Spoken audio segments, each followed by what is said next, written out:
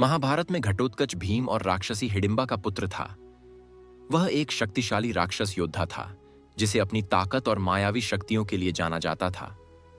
लेकिन एक घटना के कारण उसे श्राप मिला था। कुछ पौराणिक कथाओं में यह वर्णित है। हालांकि महाभारत के मूल ग्रंथ में घटोत्कच को सीधे तौर पर किसी श्राप का उल्लेख नहीं किया गया है, लेकिन लोक कथाओं और क्षेत्रीय कथाओं के अनुसार एक प्रसंग मिलता है।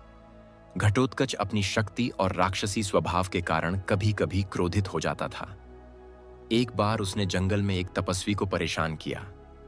वह तपस्वी दुर्वासा ऋषि के शिष्य थे, जो अपने क्रोध के लिए प्रसिद्ध थे। घटोत्कच ने तपस्वी की तपस्या भंग कर दी, जिससे क्रोधित होकर तपस्वी ने उसे श्राप दे दिया कि तुम्हारी यही शक्ति और मायावी शक्तियां तुम्हारे अंत का कारण बनेगी। जिस युद्ध में तुम सबसे अधिक शक्तिशाली बनोगे, वही तुम्हारी मृत्यु का कारण बनेगा। यह श्राप महाभारत के कुरुक्षेत्र युद्ध में सच साबित हुआ।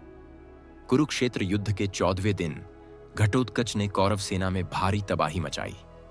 उसकी राक्षसी शक्तियों से डरकर कर्ण को मजबूरन इंद्र शक्ति यानी इंद्रास्त्र, इंद्र द्वारा दी गई एक दिव्य शक्ति का उपयोग करना पड़ा, जो कर्ण को इंद्र ने वरदान में दी थी।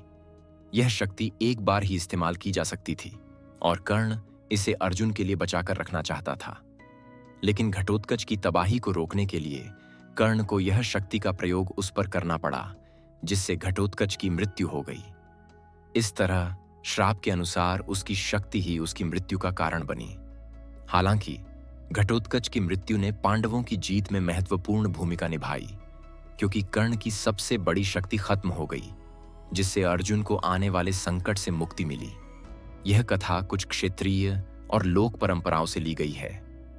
हालांकि महाभारत के मूल ग्रंथ में घटोत्कच की श्राप की बात स्पष्ट रूप से नहीं कही गई है, लेकिन उसकी मृत्यु की घटना और कर्ण द्वारा इंद्र शक्ति का प्रयोग महाभारत में वर्णित है।